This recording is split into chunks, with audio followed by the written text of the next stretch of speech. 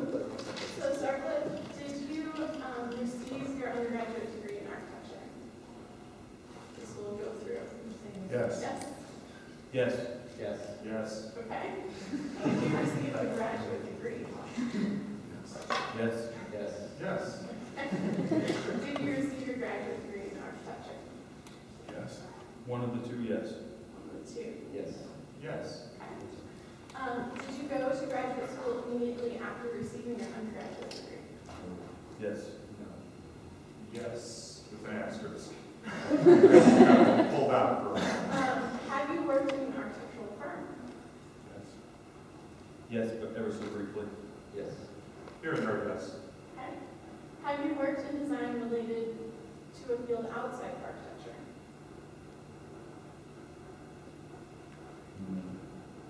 Say it again. Design. Have you worked in a design related field outside of architecture? I guess no. Yes. In a firm, you say that I've done other sites of work, Okay. graphic design, so people actually pay. Good, like a half. Have you worked in a seemingly unrelated field? So something that's not design related? Absolutely, yes. Yes. Definitely. Were you employed with an architectural education right after school? No. Yes. Because of my architectural education? I was not employed in, well, one of my degrees, yes. Well, was it a Yes, job? yes, or- yes, Yeah. yes. I'm going to pass this off to Allison as the top up. So So these are all like short answer questions. Let's see where we started. Sorry. Do we have to buzz in? Or Right, it's just like boxing out. what are the prizes? Okay, Allison. Okay, all of you received your undergraduate degrees in architecture, so that I believe you were the only one that received a graduate degree in something other than architecture. I did. And one of them. And what did you receive a degree in? After a few years of architecture, I went and got a PhD in counseling and development. And then for those of you that did not immediately attend graduate school, what did you do? What did you do between receiving your undergraduate degree and attending graduate school?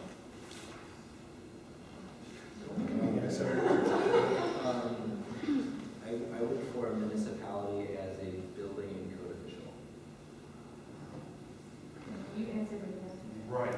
Well, after my undergraduate, I did work for an architectural firm. I took one class at the time for my master's the first year. I didn't go. I kind of went back. I just took classes towards that. And then after my master's degree, actually, I taught here. Not in architecture, but interior design programs.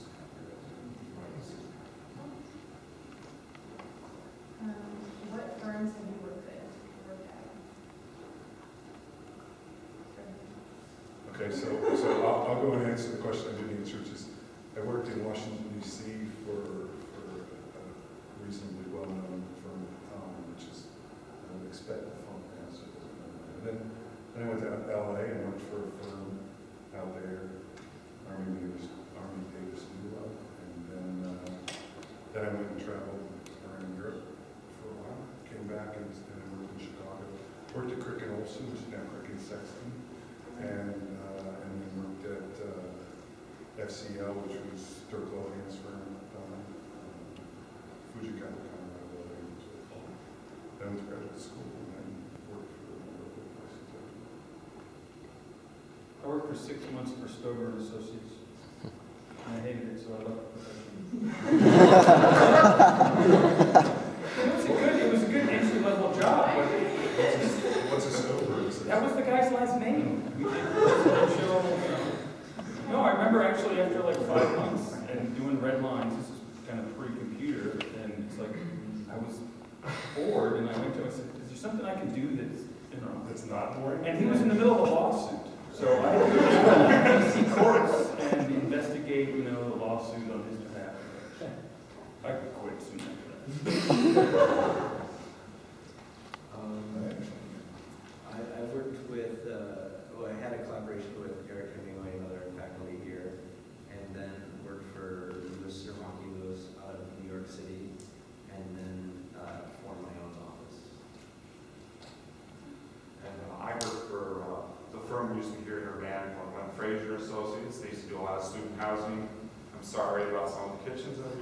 didn't have the funds. And, I think some of it was, having to keep up antiquated CAD systems, and boy, the red lines is simply running out. So I took a break for that, for something more lucrative and with fewer red lines. I worked for Leggett Architects, customizing their CAD system in the late 80s. And then I was here for a while, and then I went for with Tang Associates up in Chicago. They were the project architects when I was there for Millennium Park, the garage. So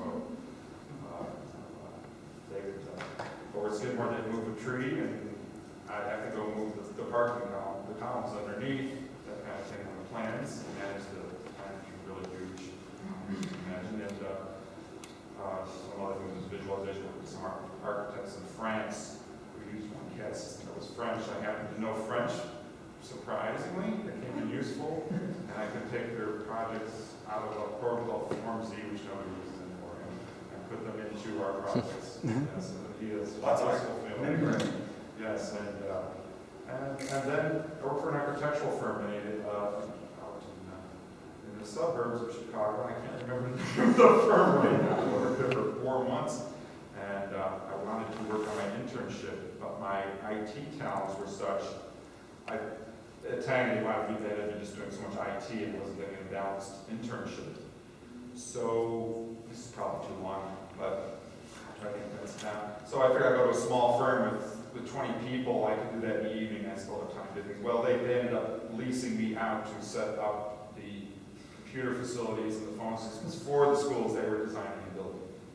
So it was a living. It did really well. It wasn't what I expected. That carried you through to working for different universities in terms of IT? It was a result that I worked back and forth in IT. I kind of had an unusual. I ended up in IT because of certain things I was doing in grad school. Strange enough, I got a very large grant from my master's students. Thank you. A question. You sort of touched on a lot of it, but when you first started out after graduating with your degree, like what exactly did you do for the firm? Like base work, like for all of you, like what did you do? Well, for my undergraduate degree, I ended up doing basically a lot of window details, sections through windows, organizing those things, getting specs together. And then after my master's degree, for instance, when I was doing my master's degree, I continued on some project I was doing here at the university as part of my master's research. I actually had funding from Apple and IBM to study how architects and designers use computers. Did you end up doing the details and stuff because that's what you presented in an interview that you were? Yes, it was. I presented that I could do details. It was from the very beginning. I talked about that, and also that I could do those details with certain computer software they had. Excuse me, I got a little off track. I did. We were a small firm that did a lot of residential renovations and additions, and so we would go do as-built. So we'd go measure a house, and this was again before computers. So we'd go in and back hand draft. So we had a set of floor plans to then do the design, and it was actually a good experience because he'd say, "Okay, Lee, and I'd go to the client meeting initially, and so okay, you go design something, and I'll design something, and then we'll come together and see what our ideas combine." And then we figured out and draw it up and presented to the client. So it was a good first experience. I just didn't enjoy it. My first project was a 220,000 square foot correctional facility. And I was in charge of reviewing over 2,000 pages of construction documents to make sure they were matching Michigan State Building Code and the local ordinance that I worked for. And then I had to go on site every afternoon and walk through the building to make sure that every time a pipe was going through the wall that it had the proper fire caulking, so that way, in case there was a fire, there was no new penetration to the next room. And in particular, a case where the occupants can't get out that easily. So there was a lot of drawing review on site, and none of them matched.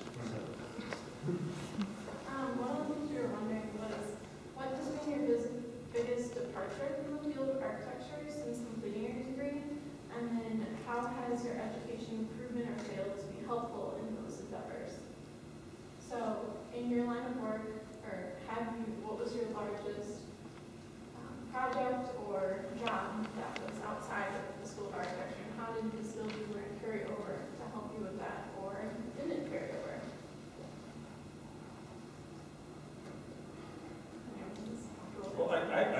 clear switch. I mean, I left the profession and got another degree, and so I was switching from architecture to higher ed and had no experience in higher ed. And so my first job was, while I was in my doctoral studies, was to work at a part-time internship coordinator at a women's college. So I knew nothing in one sense of, putting on an internship fair and critiquing resumes and helping the students learn about their career path. But I still went back to the design process and helping understand, okay, what's the problem and what's the process of getting to the potential solution. So I always would go back. And of course, you design flyers for programs, and again, that was before InDesign and Photoshop and all that stuff. I think it wasn't even Word, it was cut and paste. PageMaker, yes, it was PageMaker. But I would always go back to the design process, even though it wasn't a building per se, in terms of problem, the process of solution. And even when I did an internship at the University of Maryland, where they had a school of architecture, which I subsequently worked at, but helping the students who had no idea about job searching, build their resume and design their career path, and that's kind of what's led me to where I am, in terms of my own approach to helping students apply what you learn in design studio, apply to yourself. Is that really? I would say so. I think the thing is with an architectural degree, there's such an eclectic background we have experiences. And one of them, whether you realize that, is communication. We have great ability to communicate, and especially in today's society, you can communicate visually. We're in so much more advanced fashion than many other people can. And so for me, there have been a lot of little projects, some high profile, and a nice little dessert cherry, so to speak, that I've been able to do that. Nothing to do with architecture, but because of skills I learned here. A small job I have, for instance, I work with record companies to help them when they transfer from LPs to CDs to other artworks, to help them find detailed historic research on how they should appear. Something that's come up. It didn't pay me a lot. It was really exciting. If I didn't have a background in architecture, I wouldn't have that attention to detail. So that was a real powerful thing. And then on a more nuts and bolts level, in the early 90s, the economy was very similar to it is today, maybe not quite as bad, so it was pretty bad. And so I had a lot of student loans at the time. And in order to do that, I actually had IT experience that I gained here in the School of Architecture, learning the programs we used here, and I was able to parlay that into installing networks, designing networks, computer networks for backing up network wiring, and it could be translated to wireless today. And I was able to parlay and doing that for other departments here at this campus and other universities, Northwestern and University of Chicago, where one of the things you wouldn't think of was this idea of I studied design behavior factors in my master's degree as part of that. Kathy Anthony, one of the professors at East Slope. It wasn't a dual major. No, it was an option we had at the time. We still have options now. It was a design behavior was an option. And just design human factors, basically, and how people relate. And so these physicists and chemists and everything like the idea that I could understand how to create what we call virtual links. We just think of as telecommuting today, but that I had this background in how people work in their workspace. I could make a better connection how people at Northwestern would be in their offices while they were working here at U of I, and people working. So it sounds a little esoteric, but the idea that I could understand how people work in their workspace and how they might interact and try to duplicate that over the internet at the time. It was relatively new today, kind of taken for granted, but it was very helpful. And so those are just some of the things. Are there any other skills that you found? I became a professor You can just tell the whole system.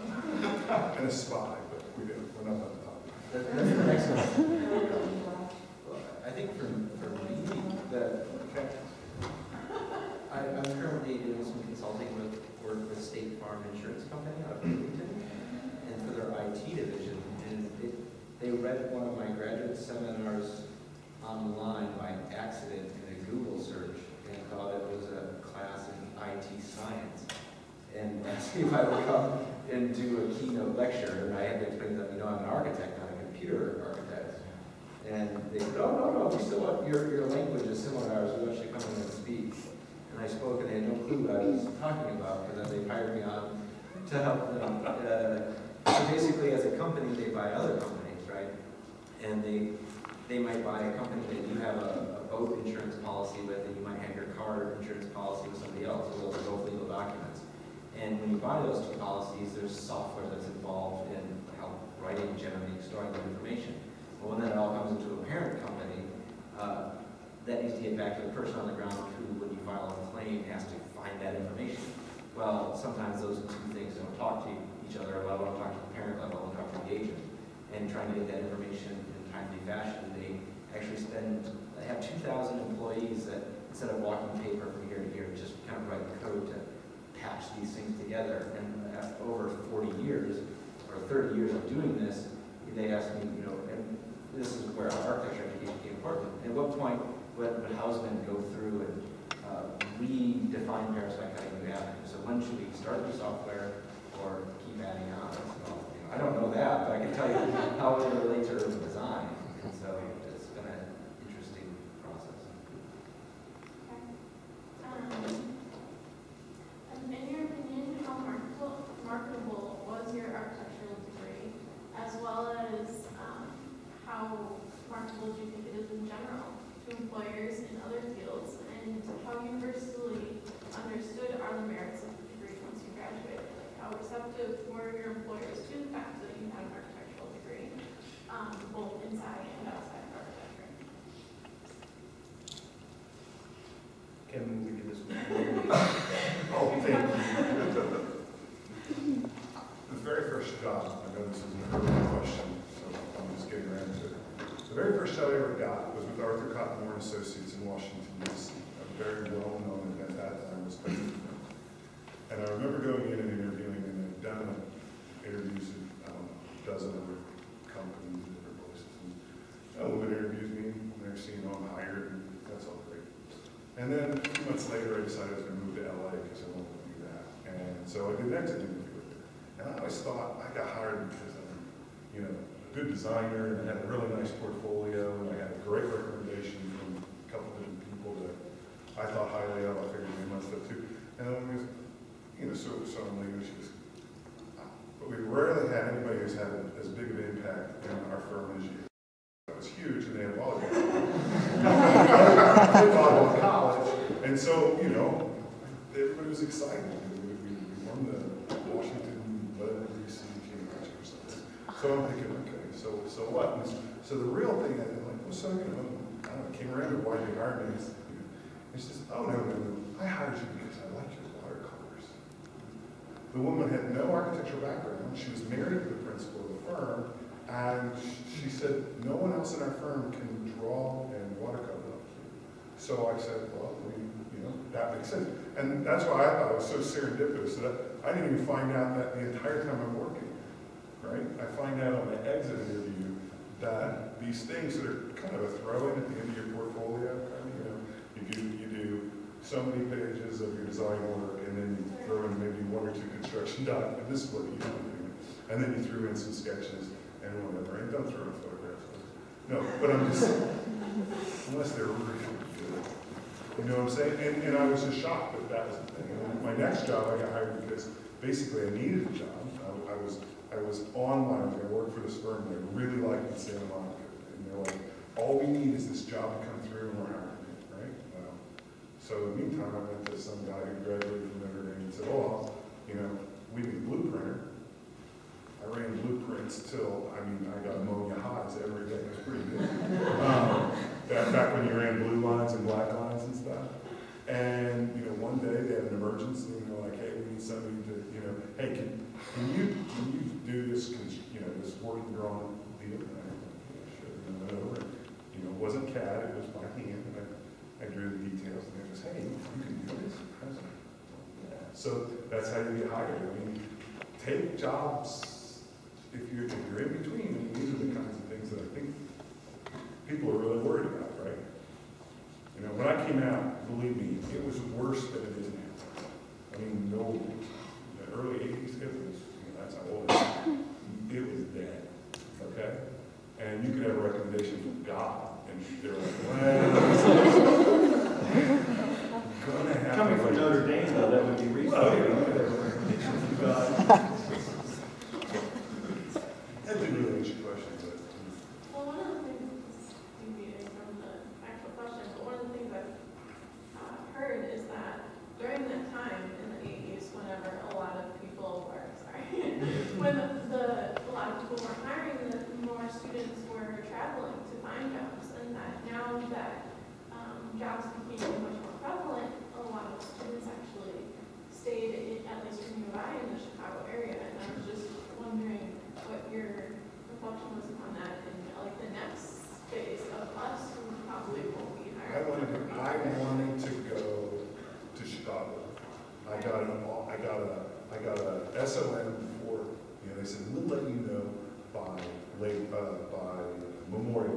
May 2011, interviewed on the 14th of May. And I said, great. And then by June 14th, I hadn't heard anything. My parents were like, you don't get that. You know, I mean, I love my parents and stuff. I didn't want to be living in their house either, so it was kind of one of the things. So I had a couple of buddies that were in Washington, D.C.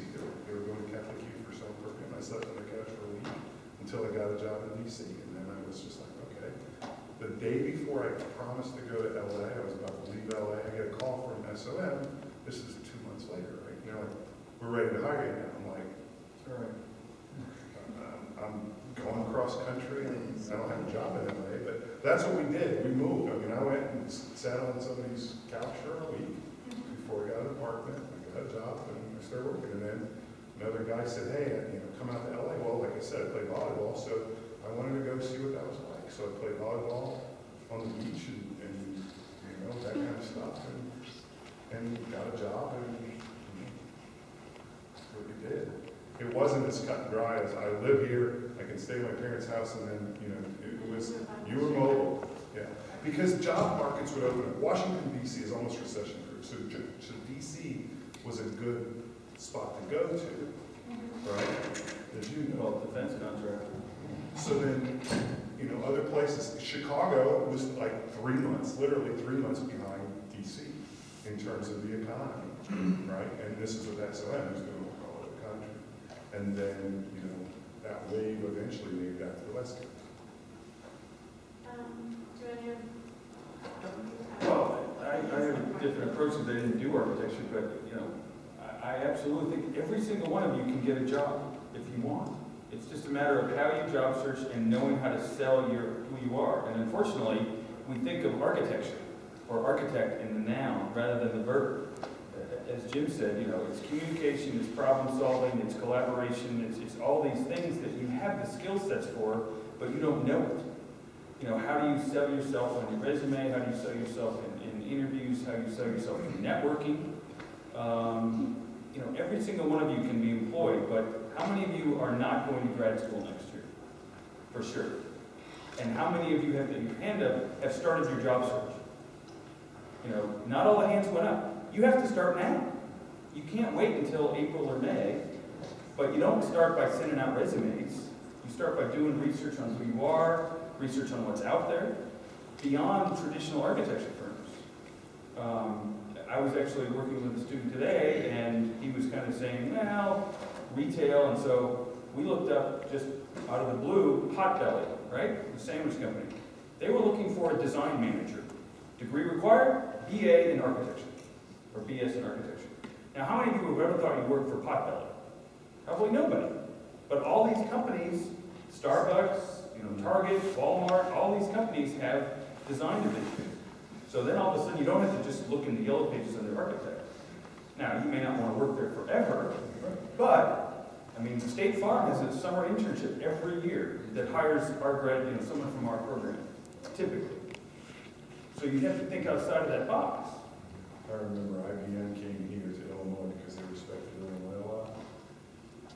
And they hired my wife for 3 times my salary for a summer internship, just to go out and, you know, like my thing I laughed about, you're picking colors and paints and you're picking, and I was just like shocked. But, you know, IBM wanted to grab probably a couple of our young architects out of Illinois, and they said, we'll throw seed money at it, we'll hire 4 or 5 interns, and see what happens, right? And 1 or 2 of them will stick, and that's all they need. In terms of like the education, you're talking about the skills you use, so communication, graphic design, or you listed a whole bunch that you were able to have whenever you graduated for those different jobs. Where in the architectural education do you think those show up most prominently? Well, I mean, obviously design studio is probably the most logical place, but it can happen in any course that you have. It doesn't have to be architecture. You know, probably the #1 skill that you have that you don't realize you have is research. You know, one of the first things you'll do in a firm, John, going back to what you might do in a firm, is like, okay, here's a project, go find, you know, 25 different tiles types and manufacturers and research, and then come back to me, and then we'll figure out which one we're going to do. That's research. And you don't think of it as research, but it is. So, you know, and that's where you have to kind of self-analyze what you've done over the last, and it's not always the what I call the technical skills of drafting and sketching and model building and, you know, Form Z or SketchUp or Revit or Grasshopper or whatever. I mean, that's all good and well, but, you know, teamwork. I mean, when I was in school, the number one skill you had to have was communication, right? Now, what is it? It's collaboration. If you can't work as part of a team, I'm not going to hire you. I mean, Kevin, you're in a firm, would that, in terms of the employer standpoint, would you agree with that, or? That was a good accent. Well, one thing I think, as we were talking about some things, I was reminded of, I worked in retail. So I think, oh, good grief, I don't want to work in retail after doing all this. But the thing is, it's come back to me because how many people here have worked in retail so far, especially working in stores as well? Now, wouldn't you like to design a store? Isn't that a lot of fun? You probably all design stores somewhere in retail space. But you have to have retail experience. I started out working for a retailer, a chain, discount chain, and so forth. And what happened was they said, oh, you can read floor plans. You know how things go there, you know how to talk to contractors? We're going to have you set up stores. Okay? And so that evolved into where I had a job that I was setting up stores that paid pretty well. This was not anything that really used so much computers or had my IT abilities. So that's a whole other thing. Working in retail will give you this experience that retail, retailers, department stores, discount stores, grocery stores, food chains, they want people who've been behind the counter. I don't know McDonald's, if you ever go to work there, you might say, oh, good grief, I don't know if I want to work at McDonald's, but you have to spend one day at least working, start flipping burgers. But even some of the department stores, you know, like Bergner's, the Macy's, etc., you have to go. And there was something in Fast Company magazine that just said Ben & Jerry's is doing a design competition to redesign their ice cream bar. Okay? And that's a real problem. I mean, a real competition, you know. So you start to think about not necessarily designing buildings, but designing parts of buildings. You know, McDonald's is always trying to do things faster. And now they're bringing out smoothies and salad bars and stuff. And so how do you do that in a, you know, it's got to be out in a minute and a half to get to the window for the drive-thru. And so that's design. And even the packaging, you know, McDonald's used to serve in styrofoam, right? So finally someone said, okay, we got to do it in recyclable cardboard because that's, you know, more healthy for the environment, right? More sustainable. So it's all about design. Innovation is a big word these days too. You have this ability, this processes to innovate, create something new, different processes as a team. There was some flyer up in the West Gallery about some student organization on campus that's all about innovation across campus, across majors. All right, this past Monday, John Brennan came and gave a lecture titled Encodings. Entitled what? Encodings. Encodings. And he started by talking about the profession and how it's changed and explained how there are more players in the construction process today than there were years ago. And following this, he compared the architect to a film director coordinating the entire scene, and he asked, what do we need to really educate someone in today's profession? We were just wondering what your thoughts on this view, this quote.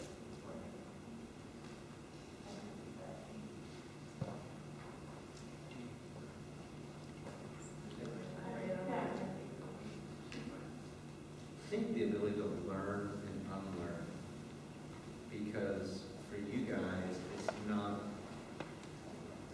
it's not about learning any particular drafting method or computer software. It's the ability to realize that in 5 years from now, everything that you know and have learned in school is going to be updated, probably less than 5 years. And the fact that you need to be able to adapt. And I think that's the biggest skill, is to teach you guys how to think rather than to use any particular, it's more strategy than tactics. I would say one thing is leadership. And leadership doesn't mean you go out and start leading and being in charge immediately. To lead, you first go out and you get involved in other activities, not necessarily professional, but not necessarily paid activities, but volunteering and so forth, and you learn how to follow and you look for those leadership role models, and they can move on to other things. So, and you make contacts in those roles, and then when you learn to lead, you learn to take responsibility for what your direction is. I think it's another thing you learn from being volunteer. So I think this is something about leadership and get involved in your community and being I would say the one thing this school doesn't do a very good job at, and it's even in the accreditation standards, is collaboration and teamwork, because we give individual grades. It happens a little bit more at the graduate level, perhaps, because of the scale of projects. But Brigham Young has one of the best film schools in the country, and they have a connection with Pixar and DreamWorks, and they took a group of students to these studios, and the studio heads basically said, if you can't be a part of a team, we're not going to hire you. And as reference from that, their final project in school is to produce a 4-minute animation film. And approximately 20 to 30 students are put together and said, okay, you're the film company. You guys determine who's the director, who's the, the camera crew, who's the storyboard, and all this other stuff. So can you imagine if instead of doing an individual 475 project, you 15 are an architecture firm, and you've got to produce a full set of drawings by the end of the semester for a building that you as a team design. And you have another 15, rather than individuals. Because you are never going to go out in the profession and do it by yourself like you're doing right now. Never. So why do we have you do it in school? It's because we got to give you a grade. And for a team, it's harder to give a grade. And if there's a system or if there's a way for education, perhaps just even theoretically in the future or at some point in time to develop formal collaboration. The curriculum is driven by the faculty. To a degree. It's also driven by the administration, and it's also driven by the profession. NAAB doesn't want you to do individual projects, or doesn't want you to do collaborative projects when it comes to capstone or whatever. They want you to be able to say, I did this, and demonstrate a certain ability.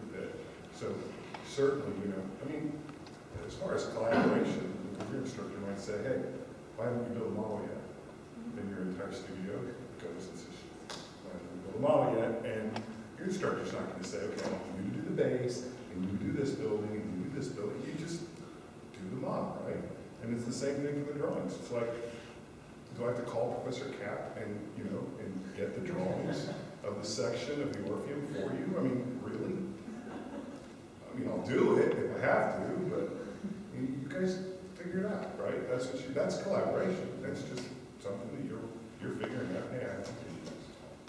So in some ways, it's a matter of, how many of you are part of a leadership team on a student organization? Not necessarily in Well, at this least school. 10 people in here, right? You told me. Right. So, you can collaborate, outside of your academic setting through a sorority, fraternity, or student organization, or as you guys are doing with a new entity. But I would think, and I don't interview potential employees, do you ask questions about teamwork or collaboration, or is it viewed through,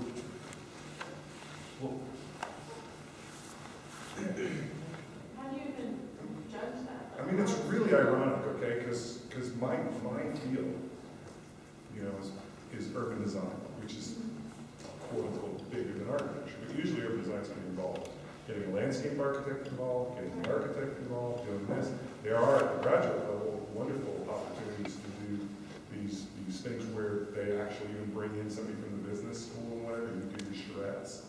If you do really well, then you go national and you get selected as one of 5 teams. You get $100,000. God, it's great. The university doesn't recognize if I win a competition with 5 collaborators in 4 or 5 different fields. I've been told by this administration at the University of Illinois that, yeah, but we're not exactly sure, what you did. And went, well, wait a minute, I want an international competition. So, it's a problem all the way around, right? This is, what have I done? Ultimately, you're making yourself more valuable, you're learning, and hopefully you're having fun. Most people don't get architecture to get rich. They do it because of some other reason, right? There's people who are really wealthy, right?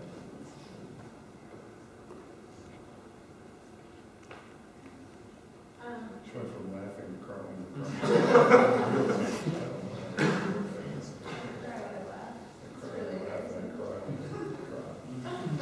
I don't know. If you haven't noticed the posters that we're hanging up, there's a few media sources that have stated that architecture is one of the most useless college majors. And we were wondering in what ways you thought this assessment was valid, that it was useless, and in what ways it was incorrect. It's to sell magazines. It's okay, it all started last January. Georgetown released a study that they did, basically stating that the unemployment rate of graduates from architecture was 14%. 14% is not too bad if we can get 86% of our graduates, which means 86% are employed. But if you really look at the study, it's flawed. You know, but it gains market, or it gains print space because Time Magazine picks it up, and then Washington Post picks it up. And then now with blogospheres and Twitter, it's like, oh my God, you know, what happened last night, right? Romney says some statement, and it's been on Twitter like 300,000 times. So all of a sudden, you're an architecture student, and you see this article that says, oh, my major is useless. I'll put that up on my Facebook page, or I'll tweet it, and then all of a sudden it's wild spread. How many of you have actually been to the Department of Labor, Bureau of Labor Statistics, to see what the statistics state for the profession? What's the projection by the government on the projection of architects? Anybody know? What is it? I think 3.5% growth until 2017. And what's your source? Market research. Ibis World is. The Department of Labor predicts 14% growth between now and 2020. NCARB just released today that there was a 1.2% of the number of architects from last year. So if you really want to do research, you know, and find out, but I think it's all bogus. Now, you really want to hear statistics?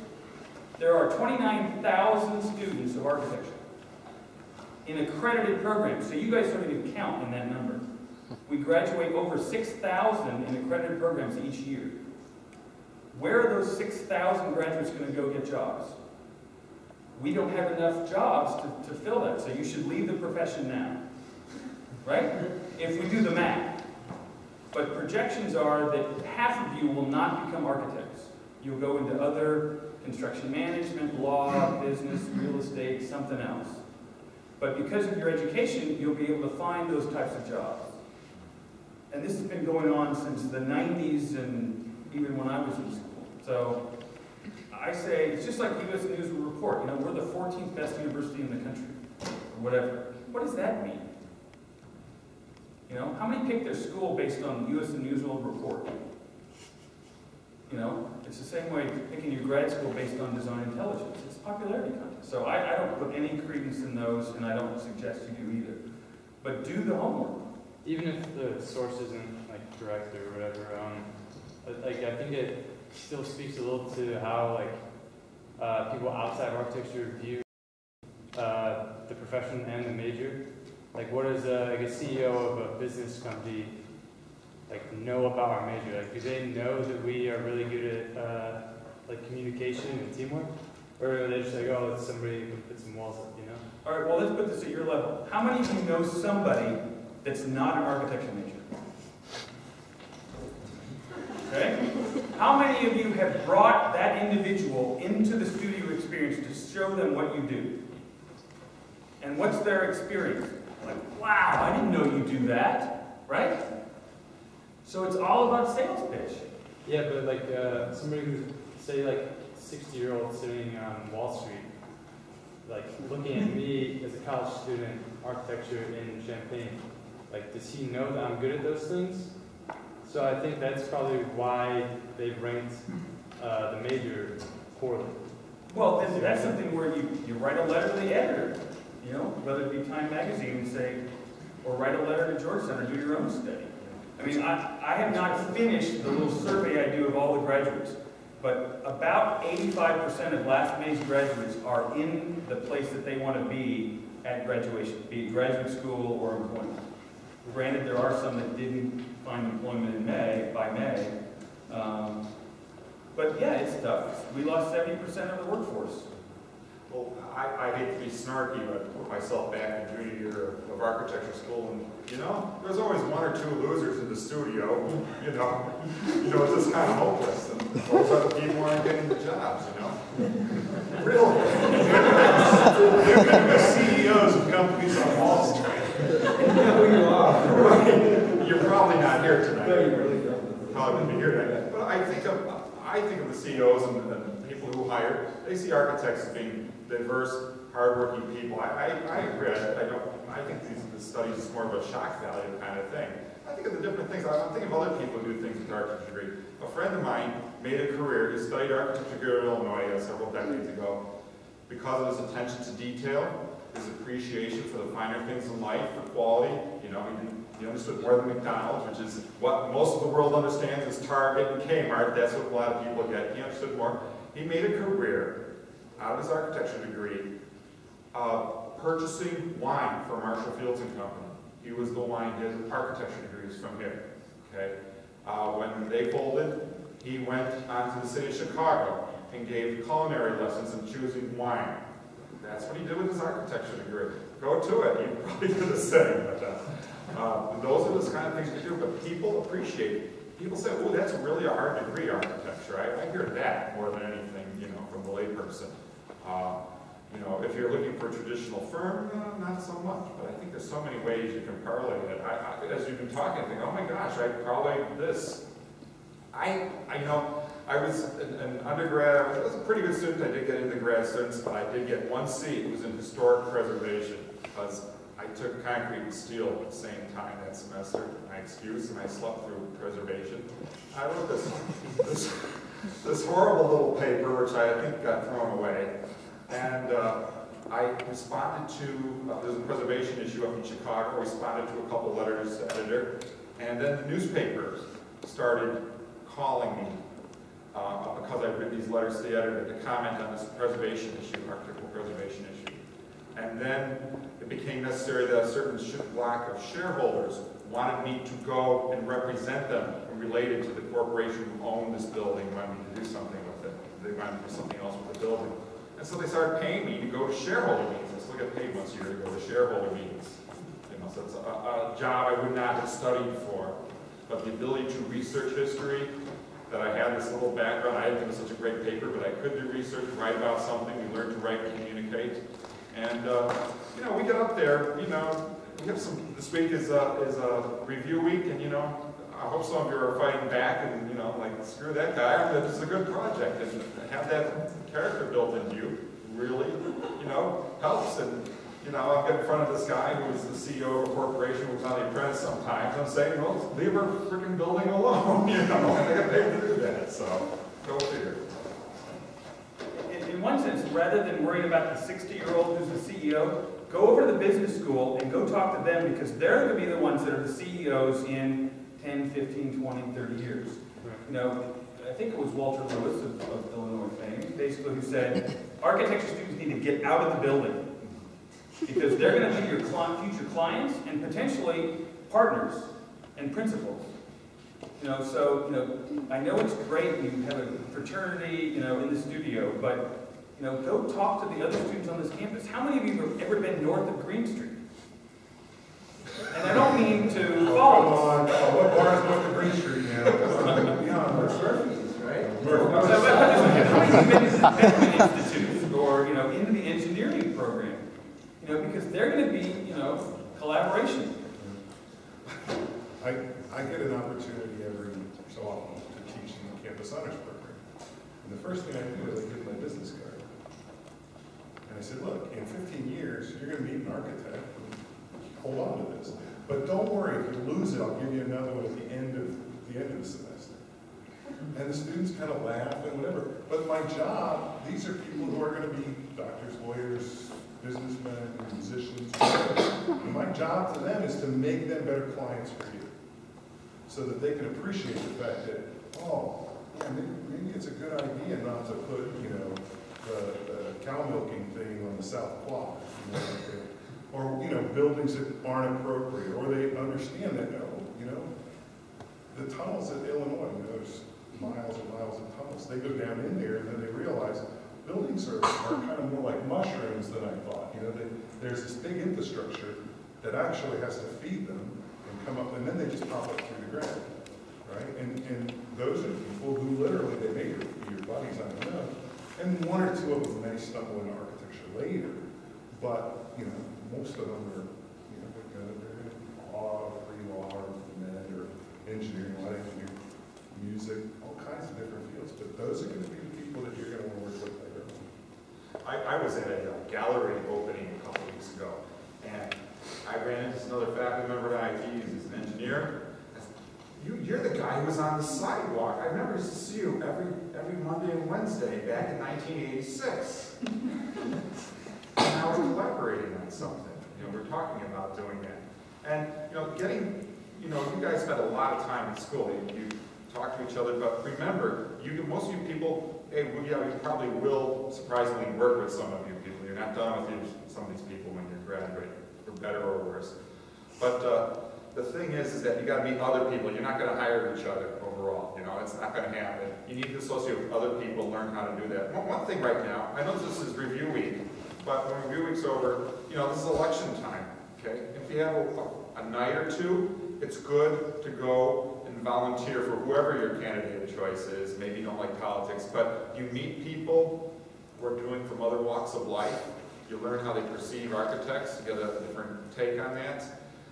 It gets you out of this mindset, this perspective, and it can be a lot of fun. And frankly, you know, for me, I met some really great women that way. You know, like, boy, my candidate won, and you know, they're really all excited.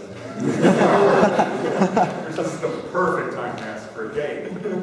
And so, this reminds me again, as I met my current girlfriend, was that she worked at one of the buildings I was doing preservation, and she actually worked for the people who were picketing, and you know, we've been together for 3 years now. So there are these things when you get out and meet people that all your luck. How do you feel that those experiences in terms of like volunteering or those supplementary experiences that you had outside of your education have influenced your work in design or whatever it is that your endeavors are? Are there other things that carry over? It is a good point. I mean, that's part of the thing I learned. I did work north of Green Street for a couple of years. That's I went for the physicists, and they got a different perspective. First of all, they were impressed I could read building blueprints even though they were physicists. But there was also this idea of how to design for other people. I think one thing I found in design is I tended to talk a little too much in our own art speak, and I learned to speak like a regular person, not to other people. After a while as well, which I needed to do. And another thing was that as a community internally, we tend to be extraordinarily critical. And perhaps that's why we might be feeling fear about what we can do with our job. And what we do, our talents are really quite valuable to people outside of, as I've said before, don't understand visual communication like we do, don't understand project management like we do, don't understand teamwork like we do in a certain way. And so, getting that perspective, you kind of think, oh, I'm really pretty talented in certain things. You know, we're incredibly critical people. You have a studio crit. I don't know if it's also use the term jury, that sort of thing. Do you have a question back there? Yes, sir. No, I was just wondering, what's your thought on, sorry, it's kind of off topic, but what's your thought on, like, I guess last semester in undergraduate as an architecture, having a hybrid studio where you collaborate with other majors, working on, like, a project? I think it's a great thing. That was actually what my thesis project was. I created myself and some other people created a collaboratorium where we had a project where people had to use computers to collaborate on with a landscape architecture student, an interior design student, which we don't have here really anymore, interior architecture students, I hope, and an urban planner. And so people had their eyes open as to what they do, you know, where they fit in on that team, the design team. And so I'm not quite familiar with the program of the Hyper Studio here. I don't know. Yeah, I haven't experienced that firsthand myself, but the idea of having interdisciplinary collaboration is just such an important thing that it helps build that teamwork. So I really applaud that effort myself. Plus, I think it gives you this idea of how you can cross-market and use your talents in ways, you know, kind of like the Rubik's Cube of taking a degree and flip it around and using different ways.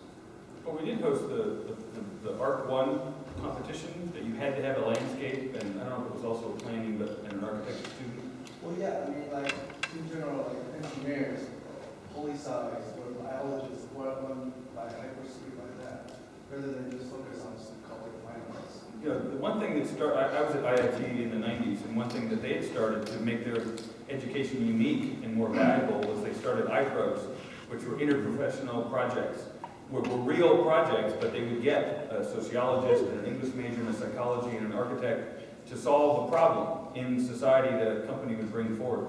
And so now it's been going on for a good 10, 15 years, so when you graduate, you not only work as part of a team that's cross-disciplinary, but also on a real-life problem. One of them, Coca-Cola, had come to the school and said, we want to design a better way to have our product in supermarkets. Okay? How are you going to solve that problem? Some people did it with receptacles of trash out in the parking lots that had big Coke cans. Someone designed a whole new automated belt system to take the Coke cans from the warehouse in the back of the store to the shelving unit. You know, interactive games. It was just a way of kind of brainstorming innovation that you sometimes don't get to do in the real world, but you can do it in school. I was going to build off of what Wes said. In terms of like the idea of having a hyper studio where you could, in education in some way, shape, or form, have multiple disciplines in one studio. And I think that there's, I'm not entirely sure, this is just not my memory, but I think Suzuki and Associates is set up like this, where they have different areas that all relate to one project in one office, even though the engineer necessarily has to have the background of an architect, he has to have the background of a sculptor, and yet they all collaborate within one office, and even the desks are set up so that they can shift things. Like, what are the benefits of that, and would that pertain to an education, perhaps? Or are there other systems that you think might enrich education further? Yes, and yes. Like, climbing to the same thing. Here's my dots, and it looks like a target die, but the reality is we got a sculptor over here who's working on these 3 projects, on this one, this main project manager or whatever, and then they create this matrix, right, all of the elements. Here's the thing from an education point of view.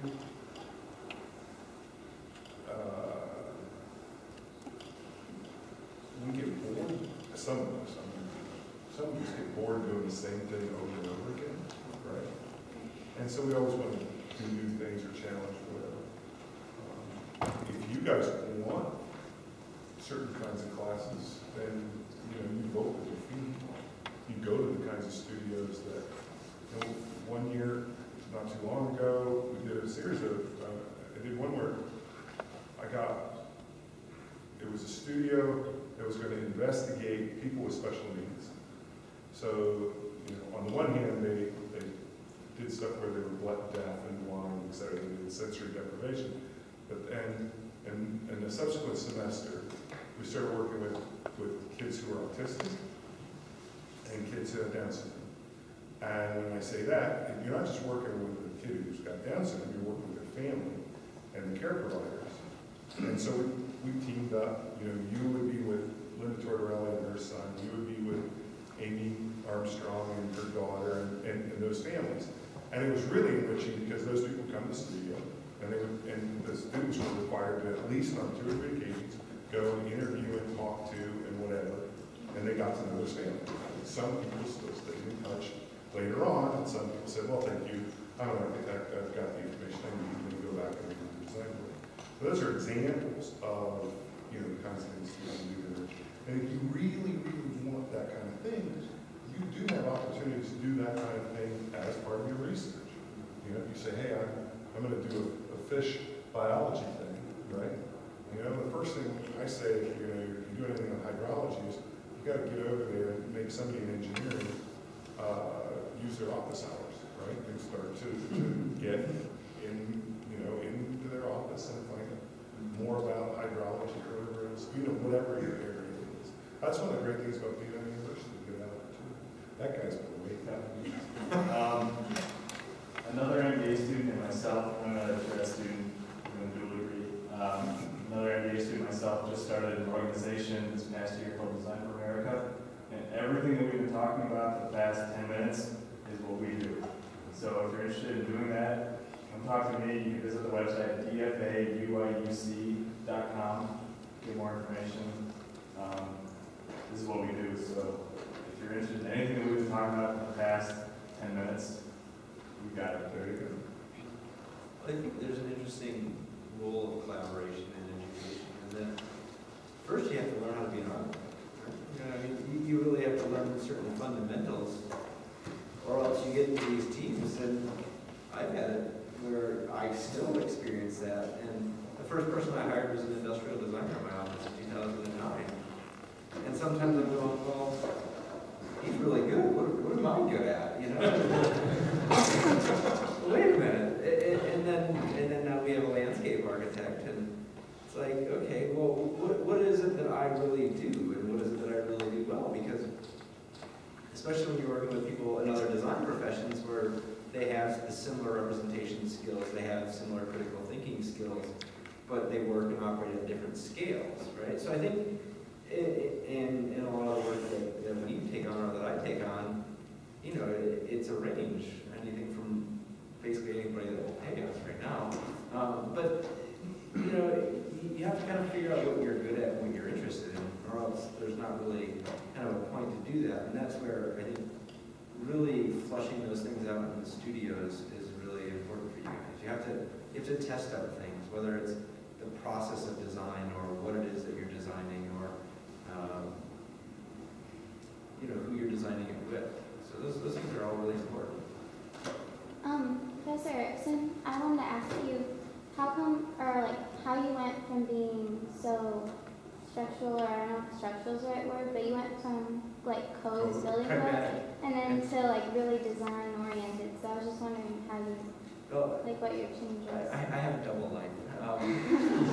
It's still with me. So at the time I was doing that was what was paying. You know, it was in 2004, 2003. There was a lot of new construction, and it was a balance. So I was doing that, but then I was also doing competitions at the same time. And so I would work all day, you know, dealing with contractors, tradespeople, and building representatives. And then I would go home and do these kind of wacky theoretical competitions. And so I think since then, now I'm trying to find a point where the two converge. And yeah, it's good to find out the extremes so you know where you're at in that. But yeah, I wouldn't recommend working on a correctional facility. I did one too. It's one of the most depressing things to get up in the morning and go.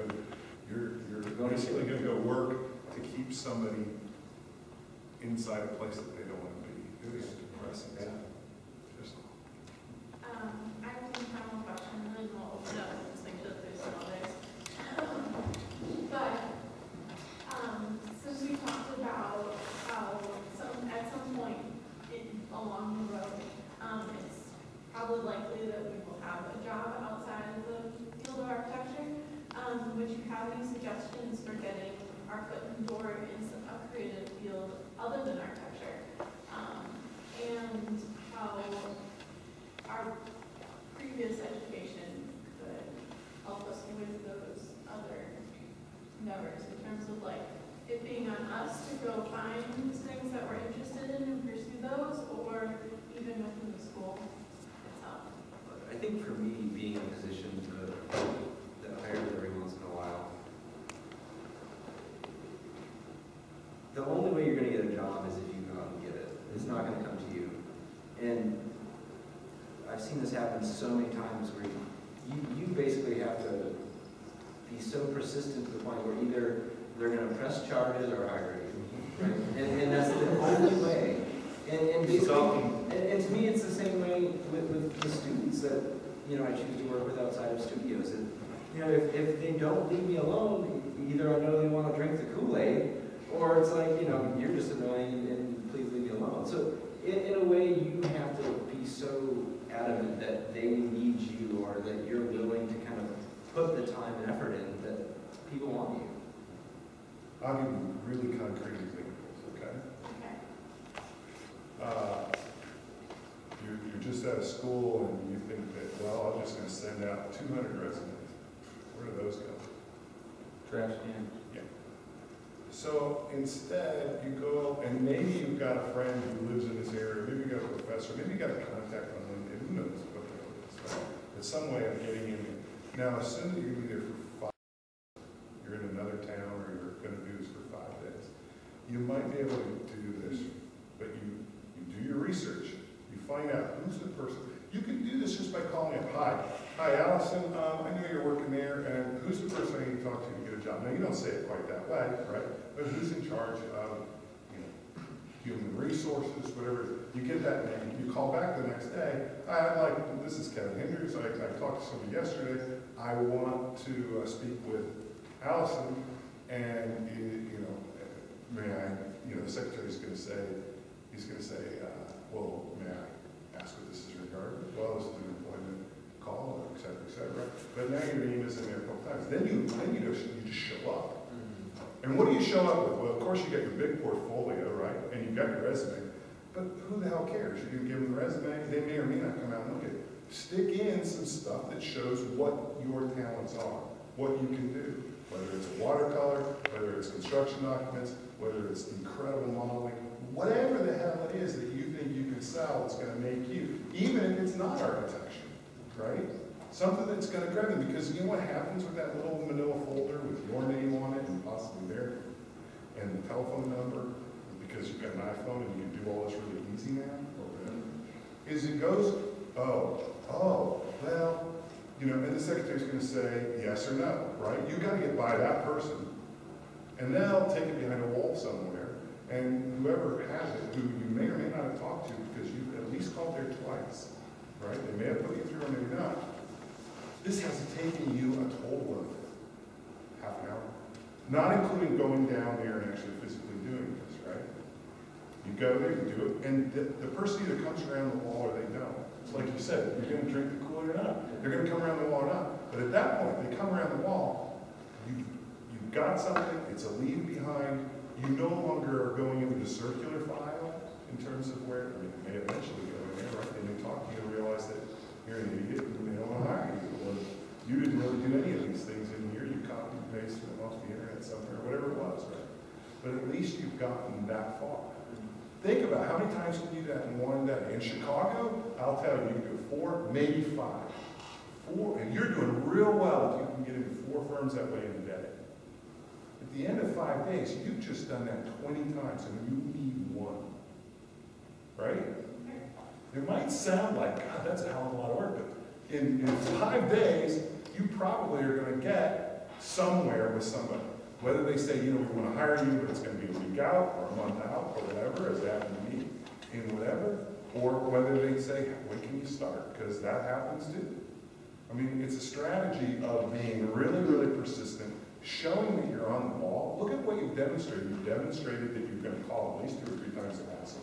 You've also demonstrated you know how to get to the person you're supposed to get to, right? And hopefully you put something in their hands that they potentially see a value. Whether it's at State Farm, and they're looking at a completely different thing, or at the local, Gap outlet, any of these things it's a potential foot in the door. Or like me, where you're sniffing ammonia for a couple of weeks. But what that does is it shows that if we give you a task, we know that you're going to approach it with that same diligence. And so that's part of the process. The persistence pays off. I think all of my big breaks have been not breaks because I keep calling and pestering the same people, customers work. So to that end, get rid of your resume. You need one. Well, from the standpoint of the resume is not going to get you through the door. You have to leave behind because I got to have your name and address. But it's all about networking. Now, how many of you are on LinkedIn? And then when I say LinkedIn, meaning like really LinkedIn, like you actually check it and you try and make some new connections, because all of a sudden LinkedIn is now being used by all employers, not just architecture firms, And it's a way of connecting. There is a School of Architecture, Illinois alumni group that has 1,200 people. You search on any city or firm name, and today I did this with one of your classmates, and we found 2 principals, one who went to her high school. We went to the firm's website, got his email that she could easily contact and say, now it's in Austin, Texas, but still, the person's from Chicago originally, so all of a sudden you can make those kind of connections that Kevin's talking about, but you're not, Kevin said, it's not going to come to you. You've got to go get it. And in terms of other creative disciplines, I mean, I have at least 7 or 8 Facebook groups that I'm a part of about industrial design, interior design, gooddesign.com, which talks about all sorts of design disciplines.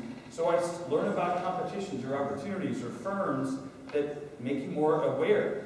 How many of you know what wayfinding or is? From a design standpoint, wayfinding. Ever been to an airport or a hospital and you don't know how to get around and all of a sudden all the signs kind of look alike to help you get to where from one point to another? Or you go to Assembly Hall and it's like, oh, I know where my section is, or the football stadium. That's wayfinding. There are firms that do that as an industry. Exhibit design. So I will argue you don't know all of the different various disciplines of creative endeavors that you can go into. And that's not just to mention, the ones related like landscape preservation, urban design, etc. But, how about law? Anybody want to go be a lawyer? One of my classmates is now a medical doctor. He went to architecture school to go into medical school because he knew that background would serve him well in medical. Now, Bill Warren, one of our faculty, is an expert. He's a certified healthcare architect. There is a certification for being a healthcare architect. And most firms, most hospitals will only hire certified healthcare architects. So that's a specialty that you can go into. And healthcare is probably the fastest growing building type. There's 3 hospitals over $1 billion being built right now in Chicago. So you've got to learn all this stuff on top of all your steel and concrete and history and all that other stuff. And you don't have time for it. So you've got to share resources like this. Do you guys have any questions? Yeah. Well, I've kind of always been interested in maybe teaching, so I was just wondering how you went about becoming a professor. Accident. Well, I knew I wanted to be a teacher when I was an undergrad, and so I gave desk credits. And I like to think I got pretty good at it because kids, younger students, whatever, would come and ask me for it. They would say, hey. So in our school, it was different than it is here. You had to do your undergraduate thesis, and it was a semester's work, and you had work reviews at the end. I mean, I had about a dozen students working on my project, and it was basically, you're going to build this topo model over here. I mean, it wasn't anything that I would, and I was still in a bit of a control freak, right? But I had to be able to give that up so that I could get a model done, and I could get, back then it was all hand-drawn, so you're going to stipple this sidewalk for 4 hours, right, or whatever, and you'd be like, okay, if I get a desk credit, okay, that's right? And so one, knowing that you want to do it, then start training yourself, start getting good at paying attention during reviews, so that later on, you're good at it. Then I left and didn't go back to school right away, because I knew I needed to learn more about the profession. I needed to become valuable to wherever I was going to go get hired. And then the third thing was I went to a school that was well known as a teaching school. I went and studied under one of the people that I respected more than anybody else in the world with respect to having been a teacher. And then, even after all of that, I came out and there were 150 positions for one teaching position at the school that I ended up getting my first job at. And I'm like, really? You're kidding me? So, it was serendipitous, and I got really lucky and got that job. I think it's part of it has to do with where do you want to go, right? Where do you want to go? Where do you want to start? I mean, my first job was at Arizona. I taught. I got a good background because I got to teach at Catholic Theater in the summer for Steve Hurd, and Brian Kelly and all those guys. So that was like a boot camp for teachers, for people that wanted to get into education.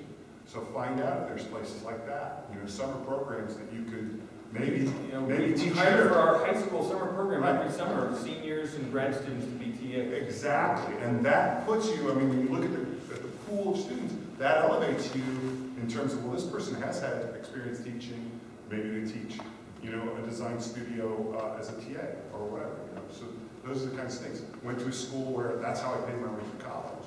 I taught. And then serendipitous weird things like I went to a beginning teachers conference. There's a thing called a beginning teachers conference. Where's the newspaper that started? Yeah. And I started talking to some people, and you find out there's like a bunch of headhunters there. There's people that are actually there just to see if they can glean off somebody. Some guy came up to me and said, well, why didn't you apply to our school? And I said, I did, because I'm going to move from Arizona closer to my family because I have a baby, yada, yada. And he said, really? I was on a plane the next day to their institution, and I got hired that next day. You know, it's just serendipitous things happen, but they happen because you're prepared for them. They happen because you made yourself attractive. Luck equals opportunity plus preparation. Yep. I think one thing too is that you touched on it, that I agree with everything you said, to build on this whole idea of being a teaching assistant. If you have a certain aspect of your curriculum right now that you really love and are so extraordinarily exceptionally passionate, see how you can be a teaching assistant if it's possible. That for me was my launch into IT. I ended up with I was persistent, first of all. I asked the graduate office. I was in the office every other day for about a month, and they knew me when this position came. So we know you have that talent. I ended up being a teaching assistantship. I did have a fast track thing, being prepared for the opportunity. The person I was a teaching assistant with was hired away at the last minute. I ended up assuming his classes, even though I was still a master's student here, which was good and bad. There's a lot of extra work. But it really... So Carla, go hang out in the sophomore annex and just go around and say, oh, you want a free credit? Seriously? Yeah. I mean, that's what we did. I mean, the other thing is you know, Larry and Allison at the end of the spring semester has reviews for the sophomores. Well, usually the TAs, you know, say, hey, can I be on those reviews? yeah, absolutely. All they can do is say no. But like you said, be persistent and keep asking. Absolutely. Are there any other questions? Competitions have been mentioned a couple times as sort of something else to do while you're working on more technical jobs and just a sort of further education. I was wondering if you could elaborate on the value you think of competitions. They're good for a young practice to get started sometimes. And they're awful for the amount of work that you put into it and what you actually get out of it sometimes. So you have to be very, I look at it this way. I'm batting at, actually I added it up at 4 o'clock this morning. I'm batting at 370%. So if I were a major leaguer, I'd be in the Hall of Fame. Yeah, so, but, you know, we do 3 to 5 a year, and we're lucky if we win, 2. The thing is, you just got to be very careful at how and which one you do, and it's something that you only begin to define when you know more of your interests. But at first, I lost 6 competitions in a row before I won my next 3 in a row, right? And so it's like with anything, and I've recently been fired away from 2 projects, fired/quit, because they're not the kind of work I'm interested in, and the client sees that, I see that, and so whether it's competitions or working, you begin to find out like what you want to be doing, and then once you start to understand what you're good at, and it's not even just as a student, I face it as a professional. I don't design hospitals. I'll never design a hospital, and that's okay. But before you get involved in those things, make sure it's something that you're going to get a good return on your investment. And your question is, what's the return you're looking for?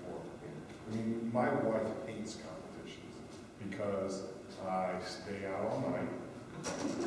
Okay, I come home tired, and usually even if you win a competition, it's not fiscally remunerative.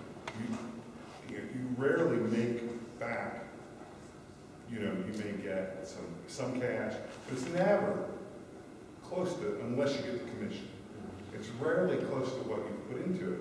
So on the other hand, I love them because they just jazz me. They make me think. It's why I teach, because I like coming in and giving you a desk grade.